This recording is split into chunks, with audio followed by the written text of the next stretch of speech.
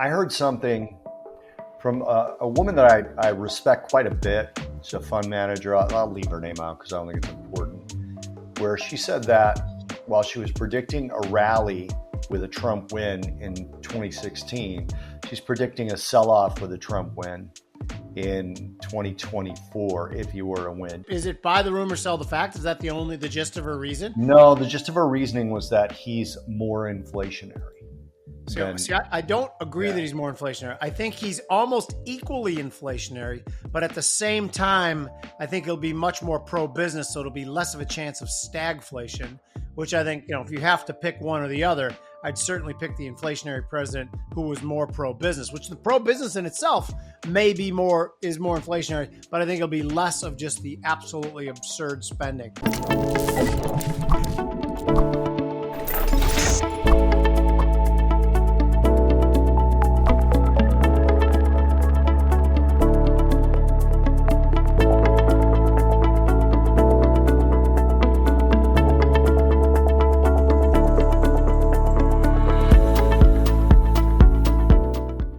Welcome to the Future's Edge. I am Jim Iuorio. That's Bob Iaccino. And it's the first show of every month where we have our favorite technical analyst, chief strategist for Path Trading Partners, Mike Arnold. How are you, Michael? Good. How are you doing? Good. Are you in Arizona? Yes, I am. It's, nice 112 here now. It's a little toasty. But it's a dry heat, right? Like an oven. Exactly, At the risk of turning people on or turning people off, what kind of shirt is that? Because from the shot right now, it looks like a multicolored rainbow, and I kind of want to see what it actually is. It's Grateful Dead, but it looks like you're woke. And it's summertime fun. If it's on the back, it says summertime fun. You gotta have some fun in the summer, especially July 4th. Damn straight. Yeah, I could see that. Okay, so before we get to technicals, I have some fundamental combo I'd like to have with you, Bobby, real quick for just 5 minutes. Okay, so I believed over the last year the stocks were rallying essentially on three things: excess liquidity in the system, an extra, call it $2.5 trillion that was still hung over from being forced in for the COVID mitigation strategy. Okay, the AI boom, which was, amazing and strong and compelling case. Sure. And then the belief that the Fed was going to ride in on the white horse and save the markets anytime the economic conditions started to crack, or really if equity started to crack too much. So it was green light for an entire year. Yeah. Okay. Two of those things, the AI thing seems long in the tooth to me. And I know it's a compelling story, but it seems long in the tooth to me. The Fed riding in thing. Now, it's one thing to say at that distant time when the economy starts to break up a little bit, the Fed's going to come in. Okay. Well, now some things have changed drastically in the last 3 weeks, including part of it has been 4 consecutive tamer than expected inflation numbers, but the hard data is coming in bad too. Retail sales was bad. Atlanta Fed GDP now just lowered to 1.7. I know it was higher before. I can't remember where they lowered it from. But now that we're there, where the Fed could soon be easing, how the market hates transition. Is that a compelling case to sell it? I don't know if I'd sell it. I think it's sort of apropos, and you guys won't see this until about a week from when we're recording it, maybe a little quicker than that. I don't know if I'd short it. I certainly wouldn't be adding to longs here. There's a lot going on. I mean, you saw, for example, the ISM manufacturing figures. The headline figure was not great, still expansionary, but not great. But everything underlying was stronger except for prices. That's kind of a good thing. Also, all of those inflation numbers that you mentioned, it's 4 consecutive individual sort of readings. And while 3-month annualized, they're running around 2% on the PCE, maybe a little lower than that. 6 and 12 month, they're still exaggerated. And I would argue services inflation kind of bottomed and turned up a little bit. So I'm not sure. I certainly wouldn't sell it. I would not sell it on a cycle of rate cuts. And that's something that we've all talked about before, that if you start getting a cycle of rate cuts, you're going to wish you didn't, because it means that something is legitimately wrong and seriously broken. But I certainly think the door's open for one cut. I still don't agree it should happen yet, but I think from a data perspective, it's open for one cut. So yeah, I don't think you're far off from that. I just wouldn't be selling it. I wouldn't add to longs though. Understood. I'm raising up my hedges and spending a little money. So Michael, back now, let's get to the technicals. We have stocks up there right now, and I'm curious as to what your thing. But we have a question from a friend of the show, Bill Lewis, and I'll read the exact question, but it basically is that he wants you to explain your process. He says, a longtime fan since the CNBC days. I assume he's talking to me, Bobby, or you? Could be either. Could be either. So I'm just going to assume it's me. Much respect for Mike Arnold as well. What are the specific indicators that you use on the chart, and what are the type and time frames for his moving averages? Now, I know we all know that like it's secondhand, but I forget there's new people watching the show on occasion. So I do think we should spend 5 or 10 minutes for you to outline your basic process. The key moving averages, let's just first off, time frames. My major time frames are 4-hour, daily, and weekly. And the longer the time frame, the more important. So weekly is more important than daily. 4 hours more important. Daily is more important than 4 hour. Now it does not. So that's what each bar is you're talking about on the chart, right? Correct. So right now, each bar is that time period, not the total time of the chart. Okay. Correct. Yeah. Right now, I'd have a weekly chart up. This would be a daily chart.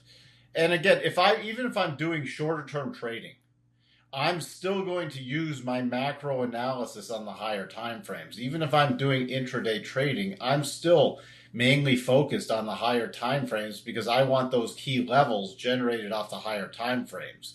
The lower time frames can generally, if you're using the higher level time frames and identifying the key support resistance areas and the key target areas, and you're then focused on trading with the trend instead of trying to pick tops and bottoms, most of the stuff takes care of itself.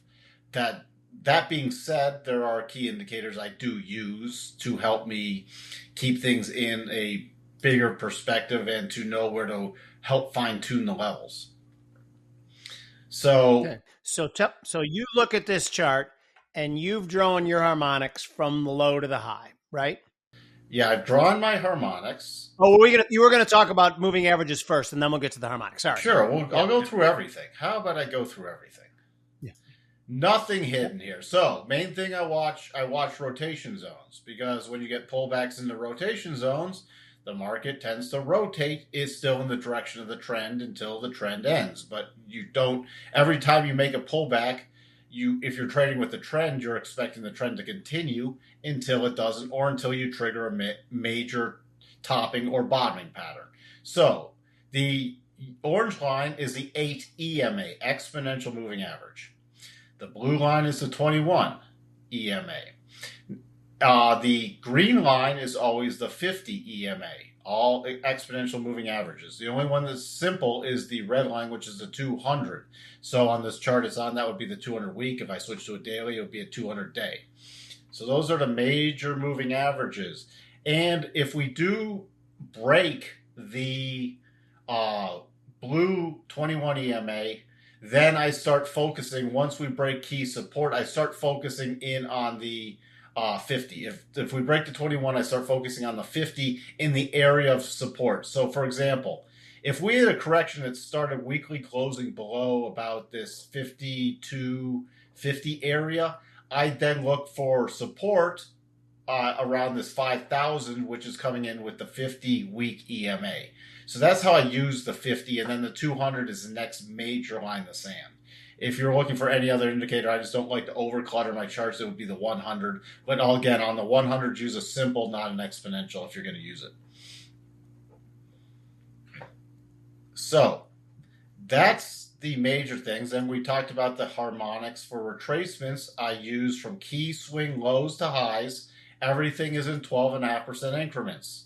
You can see instead of using, they're still called fib retracements here, but they're really just harmonics. I'm doing 0.125, 0.25, 0.375, etc.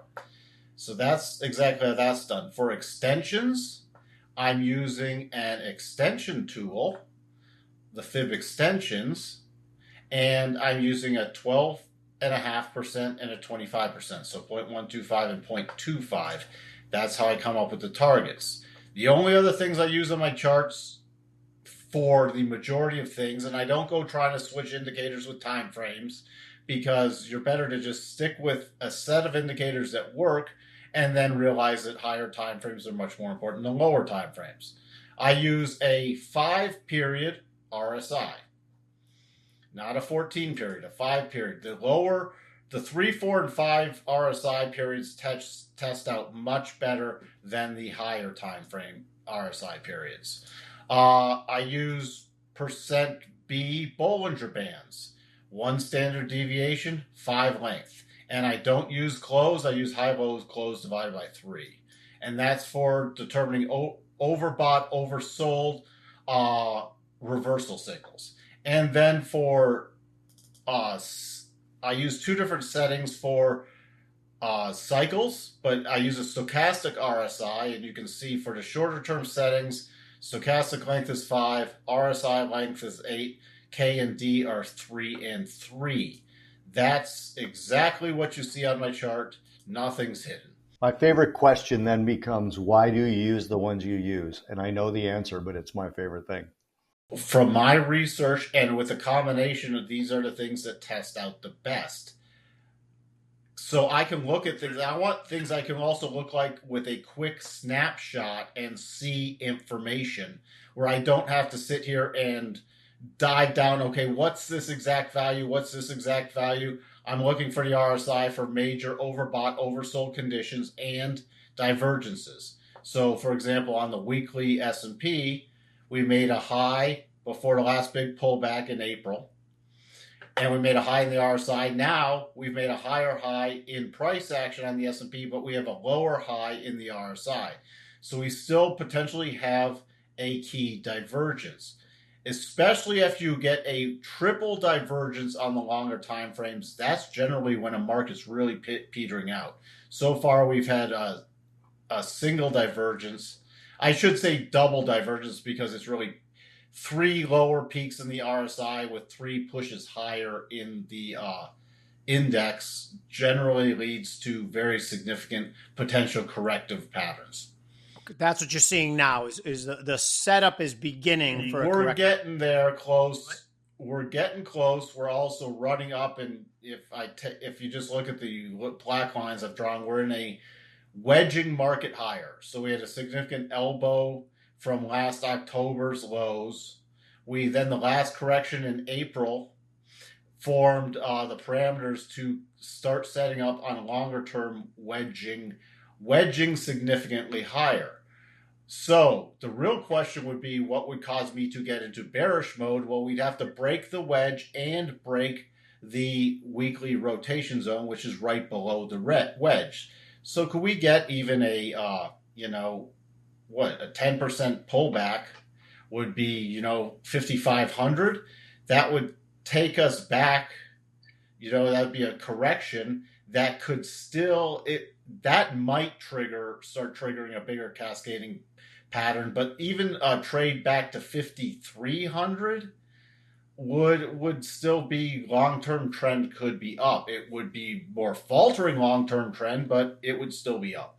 So you said back to 5,500, but I didn't mean what you said that. I was just figuring if I'm somewhat watching for a more significant correction now, there's nothing in play just yet. But if we were to get... close below 5,500, is that what you meant? If we start closing below 5,500, I'm starting to watch for a bigger correction. We did have a potential couple minor double top patterns. Those have been invalidated today. But still, that 5,500 level, if we start closing below it, I'll start watching for the bigger pullback. And the major support area, which doesn't even trigger the wedge, is back to about 5,350 in the S&P. And that's the real thing I'm watching for. If we start triggering this big wedging pattern on the S&P and or NASDAQ, and then follow through with a close below the weekly rotation zone, which stands now about 5,250, and that would be a weekly close, then I'm starting to shift to markets gonna get some significant probable turbulence, and we are at risk of a more significant correction beyond that. But until that happens, even on pullbacks, I have to start watching for rotations back up still. Well, I let you draw what I'm asking you to draw, or rather measure out.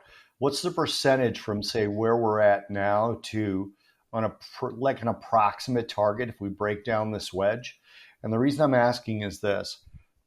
The way that I always traded wedges is there's still the overall market is still bullish, but a wedge gives you sort of a perfect projection for a continued bull market correction or a correction within a continued bull market. And if you look at the data of like we had a double digit first half of the year in the S&P, right? And the second half of the year generally finishes, I shouldn't say generally, but it's happened like 53 times that we've had a double digit first half of the year. And in those 53 times, you've had about a 75% win rate in terms of the second half being positive. And the return was, the median return is about 4.5%, which is about 100 basis points higher than the normal median return for any 2-quarter period that you find. So it seems to me to be very logical to think that you could go ahead and reach that lower channel line that Mike just drew and still be in a perfectly healthy bull market medium term, maybe not through the end of the year. But so what kind of a percentage move would that be if we got down to those targets? With a wedge, you have a rising target line, so it would really be how fast you got there.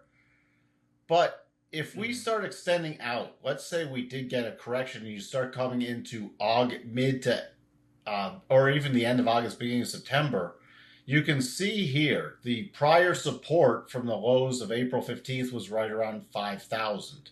The rising 50-week exponential moving average is going to be just below that.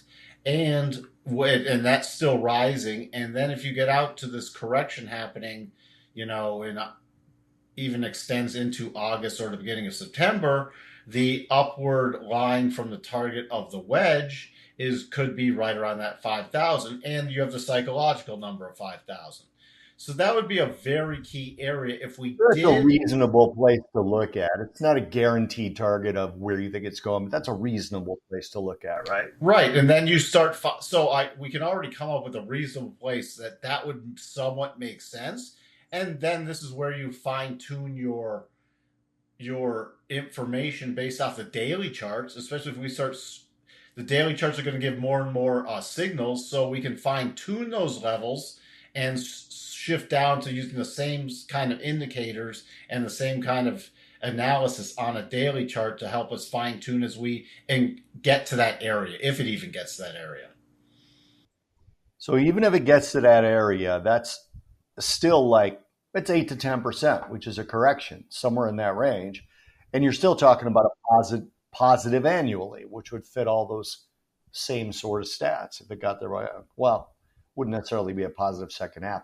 But you'd have plenty of time, and the fourth quarter is usually the strongest quarter of the year. And where did it open roughly around 4,800 for the year. So even if you went to 5,000 on a corrective move, you'd still technically be up for the year. And here's why I bring this up, Jimmy, because a lot of the times people will look at these things and go, they're calling for a huge move down to 5,000. Completely normal if it happens. Mike's not predicting it. He's saying that this is something that could happen. We could also resolve higher, and the channel could end up being a steeper up channel rather than a flatter up channel, right? From a fundamental standpoint, I do believe that historically when the Fed goes from neutral, we can get back to our pivot discussion. When the Fed goes from neutral to actually easing, usually the stock market forces its hand a little bit. So that's why I think it kind of fits in with when they plan to ease. And I do think we could get an 8 to 10% correction, which is a spot that I may buy it in. I think going forward, I might arrange some of my long positions with selling that put and then buying call spreads on the upside to make it cheaper. Yeah, good. I like it. Yep, yeah. I like it. I'd like to just go over upside projection because this market does not have to stop going up. Real quick, we're looking at about 56.40 as the next key cluster based off harmonics in the top of the wedge line over the next little bit. Then you're looking at about 56.50 to 5,700. Then not much until about 57.45. So those are your next targets higher should this thing just keep grinding, because as I always like to look at, even for myself, I want to look at both the bullish and bearish cases so I don't just leaving one in my mind. Like, okay, we just did the bearish case. Well, there's still a bullish case because the trend's still up. So I got to go through those numbers. Can we go to two? I think we can skip the Dow, but I'd still like to look at the NASDAQ and the Russell separately. And they're obviously going to be similar, but especially the Russell is going to be different. It's a little sloppier in the NASDAQ with the wedging pattern because you have some key spike lows that have somewhat invalidated it. I'd just be watching really key on any pullback. You have roughly 18,650, 18,700 is a very, very key area. That's a very significant line in the sand because that's a prior big breakout level. That's where the weekly rotation zone is coming in. If we look here back at your harmonics from the April lows, you're just below that level for the key tipping point that if we close below 18,335, then I would be really targeting those April lows and the 50-week EMA because the probabilities would shift to at least target that 17,520. So even with a pullback in the NASDAQ, I'd be looking for support anywhere between that 8 and the 21 EMA. My first key area I'd be watching for support would be about 18,900 to about 18,700 for a rotation back up if we did get a slightly bigger pullback. Other than that, trend is still up. Next key levels, 20,640 and 20,900. Your tone seemed to suggest that the move in the S&P looked long in the tooth. Less so for the NASDAQ? No, the NASDAQ's getting longer in the tooth. And okay. Yes, and we do have a potential triple divergence setup. Unless this market starts another rip your face off rally really quick, we're getting very long in the tooth in the NASDAQ. And I think there's potentially a little more downside risk in the NASDAQ, at least for a bigger short-term pullback. Interesting. I got to ask you guys something while we switch to the Russell. I heard something from a woman that I respect quite a bit. She's a fund manager. I'll leave her name out because I don't think it's important. Where she said that while she was predicting a rally with a Trump win in 2016, she's predicting a sell-off with a Trump win in 2024 if he were to win. Do you guys have any thoughts on that? I thought her reason was interesting. But is it buy the rumor, sell the fact? Is that the gist of her reason? No, the gist of her reasoning was that he's more inflationary. I don't agree that he's more inflationary. I think he's almost equally inflationary, but at the same time, I think he'll be much more pro-business, so it'll be less of a chance of stagflation, which I think, if you have to pick one or the other, I'd certainly pick the inflationary president who was more pro-business, which the pro-business in itself is more inflationary, but I think it'll be less of just the absolutely absurd spending. What was her reasoning? Basically, that he was more inflationary because he was going to put more tariffs. He was going to try and cut taxes. She said corporate taxes. She didn't say taxes for the wealthy. She didn't seem like she saw things through a political lens at all. She was very, very well performing. That's not a good phrase, but it's a very high performing fund manager. She does really well. It's a great track record. To someone I know too? I don't know. I'll tell you off, only because I don't speak to her on a personal level. I just don't want to misrepresent her position. But yeah, no doubt about it. Yeah, so she just doesn't seem to see things through a political lens. And she said that when he was coming in 2016, he was taking a market that was slowing down, the longest bull market ever, coming out of the great financial crisis, right? That President Obama, I don't want to even say presided over, that he was president during. Right. And President Obama put in a lot of anti-business policies and high tax regimes and things like that. And because of that, President Trump was able to extend it by cutting regulations, by pushing through corporate tax cuts and things like that. Also, trade policies where he threw tariffs on. And initially, that was a shock to the global system. Now she said he's going to come in and throw more tariffs on. He's threatening 90% tariffs on things. And there's going to be retaliatory tariffs. And then also the cut in taxes that he'd likely be able to push through. Because if he wins, he has a high probability of having a Republican Congress. And so it was all that kind of stuff. I thought it was interesting because I I don't have an opinion on that at this stage. I guess I don't know enough about what the policies are going to look like. So here's the thing that I keep saying, and then I want to get back to technicals too. But people say, well, Trump, he spent money. He bumped up the deficit. He did this. Yeah, but he did it in a time where the major worry was deflation or a deflationary, not a big deflationary spiral, but at least. And everybody was calling for the end of the bull market too. So yeah, the end of a bull market too. So for him to do it in a situation where we had runaway inflation, and now we have inflation that's persistent and won't really go away. To make the logical leap that he's going to do the same exact things in a different environment, I don't think makes sense to me. I don't think he's an idiot. I hope he's not an idiot, and I don't have that anticipation. Mike, do you have an opinion or no? I do have an opinion. I think he'll be a little bit more. I don't think he wants to cut spending down to the bone because I think he knows what will happen if he does. But I think he'll want to look for ways to decrease the deficit without, and it probably is going to be the green energy shit. He's probably going to pull back a lot of that stuff, whatever is not absolutely committed already. But I think that he could be better. But I don't. Again, I've never once said that he was the answer or the panacea to any sort of economic problems. Mike Arnold, do you have an opinion on this or no? I actually think he's nearly as inflationary as Biden. So, just in different ways. So that's really was Jimmy's initial point, right? It's going to come about in different ways, but I don't see, inflation just disappearing under Trump at all. If it were to be a Trump administration again. Right. Anyway, Russell looks to me like it's a diamond and it's going to pop when it breaks through it. What do you think, Michael? Well, it is a diamond formation. We've got a whole lot of nowhere since December of 23. I mean, you look at the close of the week of December 18th, and we're trading pretty much the exact price level right now on the week of July 4th in 24.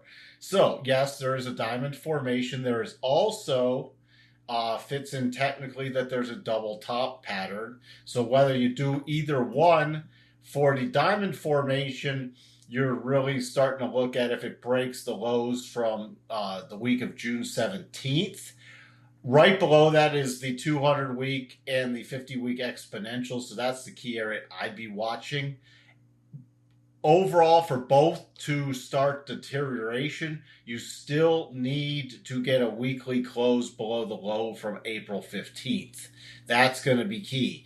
If the Russell were to do that, whether you're looking at a diamond formation or the way we do double tops, that would not be good for the Russell because the price projections would be for a retest of October's lows from the last year, from the 23. But has any of that happened yet? But I look at that chart and sure, but it looks to me like what's the level on the upside that if it clears, maybe closes above, that it's off to the races. I think to me it looks like it's coiling to move higher. You don't? If it could be, I think it's equal whether it breaks higher or lower. If it breaks higher, it has to get through about 21.20 on a closing basis. The bullish case scenarios would be if it can break the highs from April, the week April 1st, the targets are 22.25 and 22.90 in the short term. Yeah, I like that chart. I mean, I like it for a potential watch list. If it breaks in either direction, it should have some follow through. That's interesting to me. Bobby? I think it's probably got better support just from like glancing at it. I haven't done an analysis of the Russell, but I know that I actually looked at this as a head and shoulders, but it's already kind of not violating that right shoulder, but it looks like it's ready to. So I think it probably is going to resolve lower, but not make its targets. Okay. So sort of hold up in the support. So I would like you to finish with the Russell too, but after that, this is the week we had that debate, which wow is all most of us could say, seeing that debate too. So I want to take a look at some things that might be a reflection of what the outside world is thinking of the United States right now, meaning perhaps the dollar index, perhaps 10-year bonds, even maybe gold. I want to look at those things later on. As soon as you finish up on the Russell, Mike. Yeah, I don't have anything else on the Russell. The Russell, again, is a whole lot of nowhere and has to resolve a pattern, and it's pretty much 50-50 which way it could go. So until it does something, the Russell's low, like on my list of hands off until it triggers something, whether it be bullish or bearish, hands off. No, but that's to me is an interesting chart, and I will keep that up for it to go either higher or lower to break out of that pattern, because that's a very, very classic consolidation pattern that's looking ready to roll in one direction or another. So, yeah.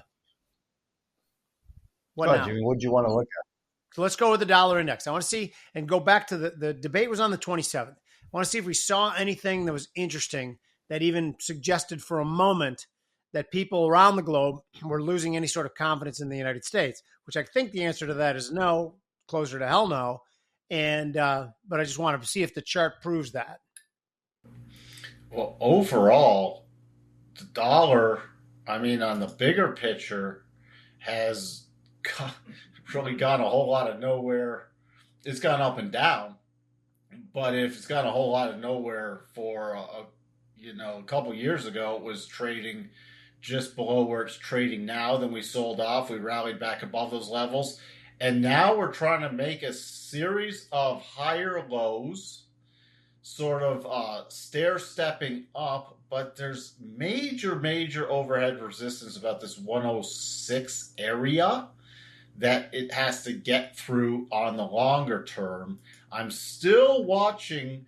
We've made some key price action gains for strength in the dollar index, and we should at least retest, probability wise, the highs from first week of May, middle of April to the first week of May in that area. And that's going to determine criticality, because those were highs from, again, mid-April to May of this year, and also a huge high area from last October before we had the sell-off and the subsequent rally in the equities. So getting up there would be a very interesting area to test, and then see if it can break above 107, or if we can roll over then and the dollar starts going into weakening areas and retest the bottom of the channel. So I remember we've one time instituted the -3 to +3 on the short to medium term. Are you a +1 here, or what are you? About a +1 to 1.5. Okay, that's interesting, because I think so. Again, so Bobby, now a question to you on the fundamentals of this is part of the dollar strength, because obviously what's gone on over the last week and a half in this country has been, an embarrassment. There's no question that everybody should be embarrassed what happens. But now you look to Europe. On June 6th, they had that parliamentary election where they underestimated the movement, the social unrest. Then French had their elections. Marine Le Pen walked through it. Do you think that the global currency markets are saying, yeah, U.S. is screwed up, but come on, so is everybody else? Is that the gist of it? I think that's probably a pretty good analysis. I haven't looked at this in the way that you're presenting it, and I think it's very smart the way you're presenting it, quite frankly, and I don't like to call you smart. Thank you. The debate itself really did set up global markets in such a way that I've looked at a lot of commentary from different world leaders about it. Yeah. I've read it, but I'm always looking at it from a sort of like a, when you have the drunk spouse at the party or something, you're like, oh God, what is everybody saying? Yep. I've had the drunk spouse at the party before. I have been the drunk spouse at the party. I have been the drunk spouse as well.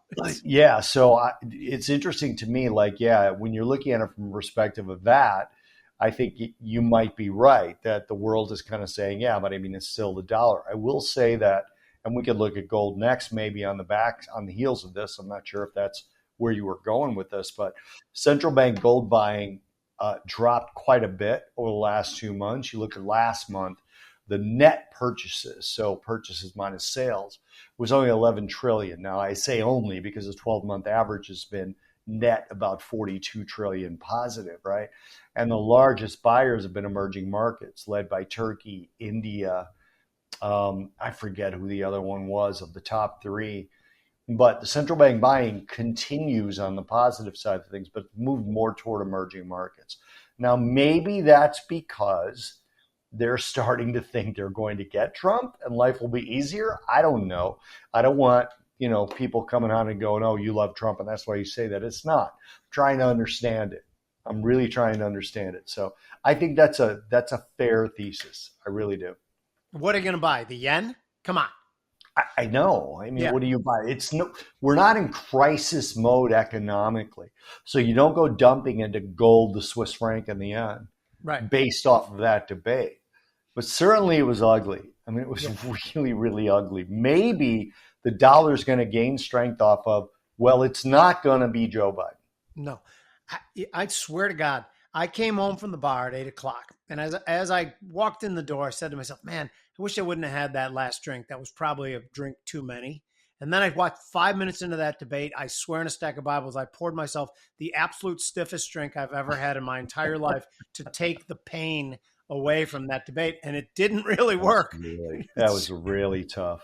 That was really, really tough to watch. Can we go to gold, Michael? I don't care where you sit on the political spectrum. That was tough to watch.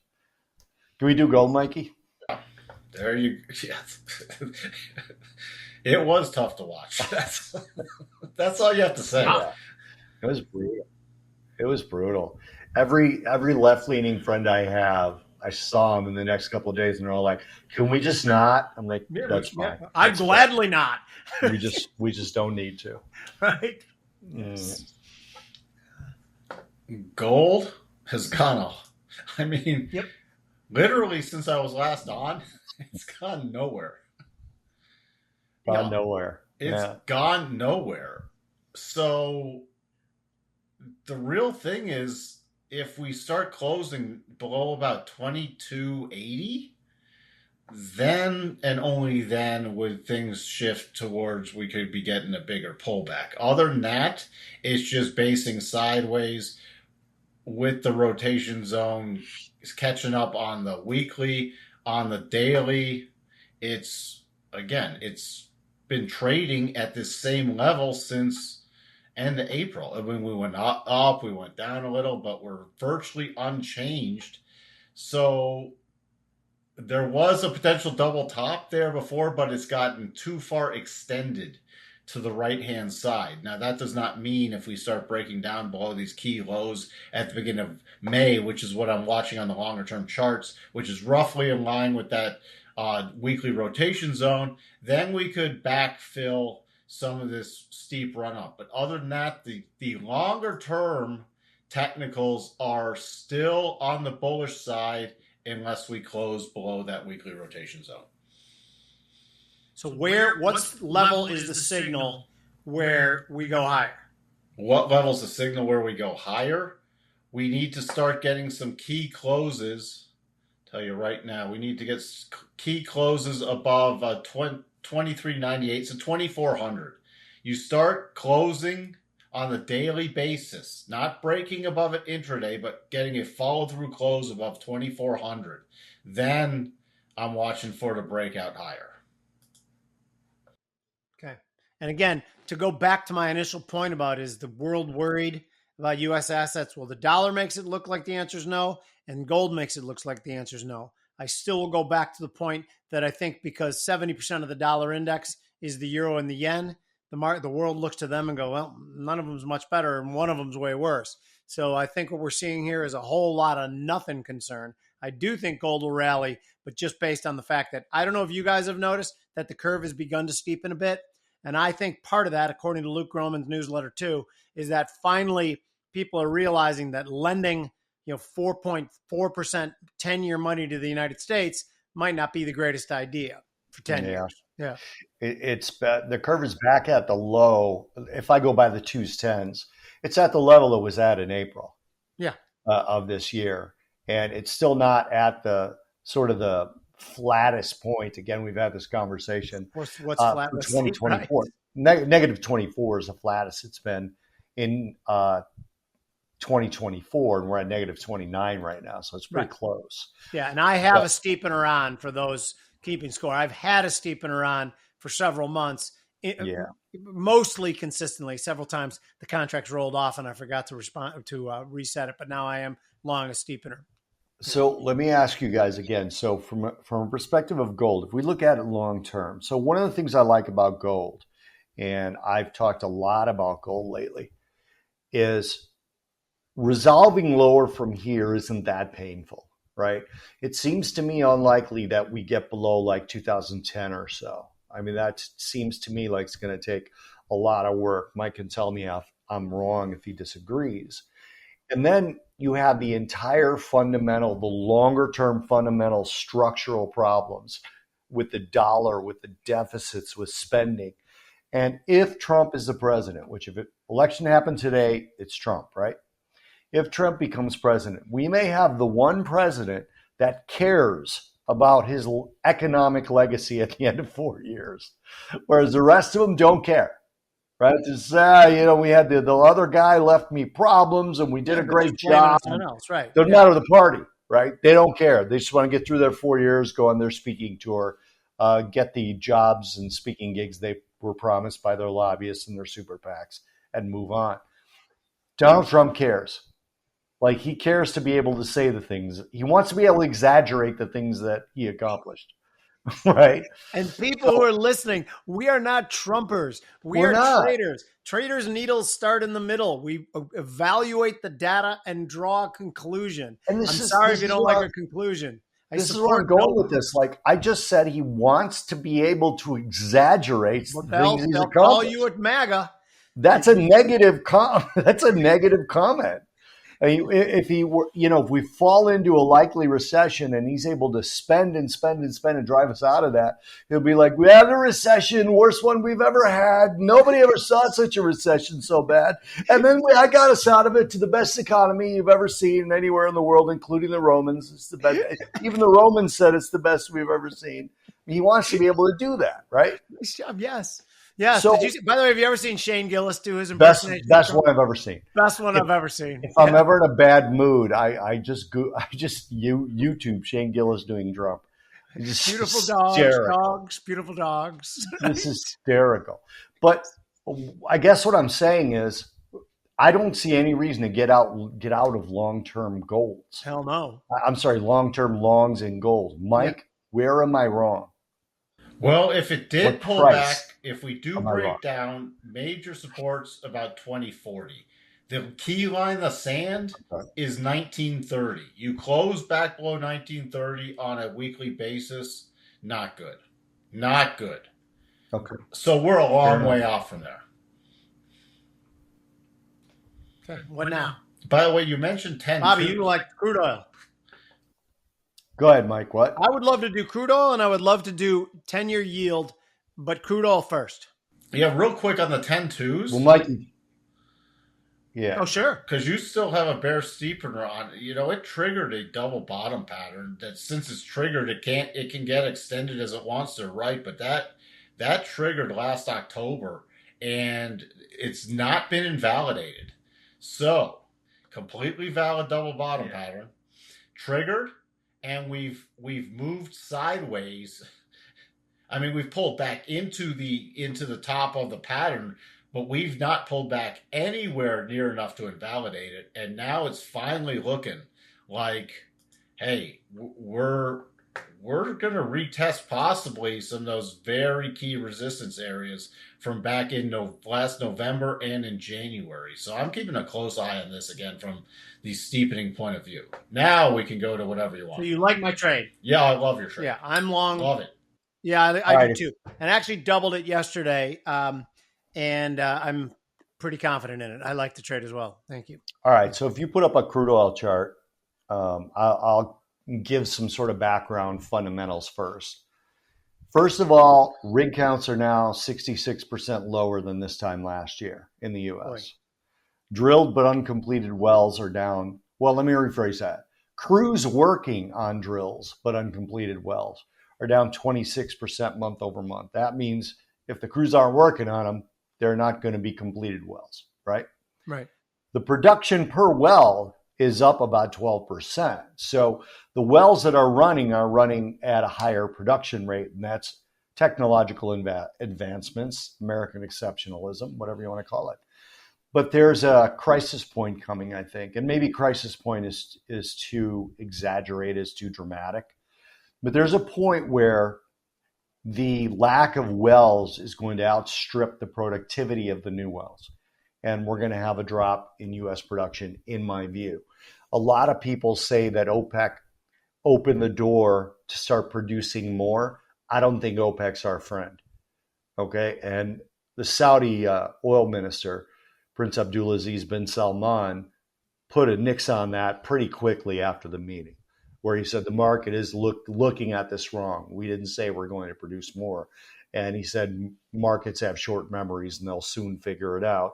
But you can tell by the recent price action that markets did figure it out, because their meeting was June 1st, right? And you can see the price action on the screen here since June 1st. Now, crude oil today, and again, you guys are watching this a week later, broke $84 and then pulled back. Hurricane Beryl will have already reached and done whatever damage it was going to do.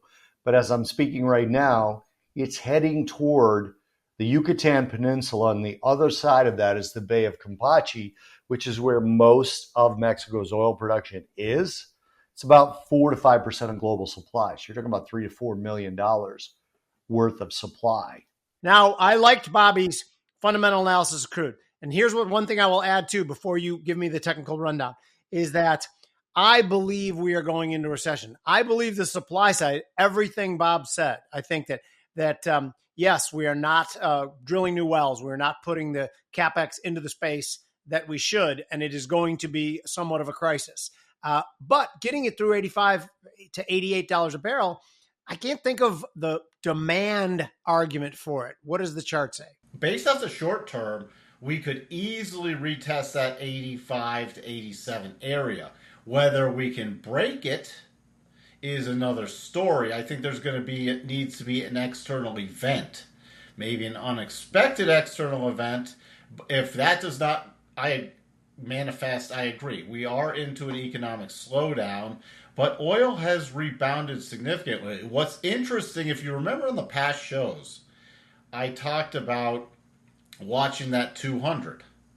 Just want to be in this for a point of clarification, because I was watching for to close potentially below the 200, which we did back the week of the 3rd, which is right when I was recording the last podcast. However, we had spiked lower and did not close below that 62.5, that magical 62.5, which would have tripped the probabilities to then retest that 70 area.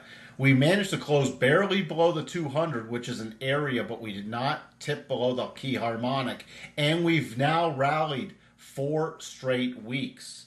So, based off the short term, and by the time this comes out, we'll possibly have some more resolution on this. We should probability-wise hit that upper end of that 85, which would test a very key resistance area from back in April. Whether we break that or not, there is significant resistance. I think we need some kind of, again, an external event to counteract the potential slowdowns that are coming. If we were to go higher, that's from a fundamental standpoint. There is nothing besides we're making if I switch back that weekly, we've been making, even with that sell-off slightly below the 200, we're still making weekly higher lows. So coming up to this key area is going to be very critical, because you see back in October of last year, we topped out just higher than that, right around the 87.70 area on a closing basis. And that was a topping area on a high basis from the beginning of April. So we're heading into major resistance. But we still have a little room to run. So in the short term, sounds like you're a 1.5 positive, but then when it gets to that resistance, then we have to talk, correct? Correct. Then I'm going to be keeping a very close eye on any patterns that set up, because any reversal pattern. It does not mean we have to go back down, but it does not mean we also have to go higher yet. I'm glad I got that all off my chest. I was a little scared to say all that in public, but I'm glad I got it all out. That's really funny. I hope that we can capture that joke for the show because I think that's good. But in conclusion, those are the things I fear and my deep down secrets, and I let you all know them. Do you want, now that you're back, do you want to call it? Yeah, you guys went over Crude oil. I'll watch it and learn what I need to learn. Okay, thank you guys for watching us. Remember what we say every week is that this doesn't work without the support from you guys, and it's been unbelievable. The DMs, the messages we get, the feedback has all been great. Bobby and I were longtime veterans of what we like to call mainstream media. We felt the pressures there were ridiculous to say things not that were our opinions, but to say things to make the sponsors happy and to make the producers happy from what they thought was good TV. Much rather have a forum where we can say whatever we want and give our honest opinions. Our opinions might be wrong, but you know there are honest opinions. Well, thank you for joining us. The Futures Edge Show. I'm Jim Iuorio. That's Bob Iaccino. That's Mike Arnold.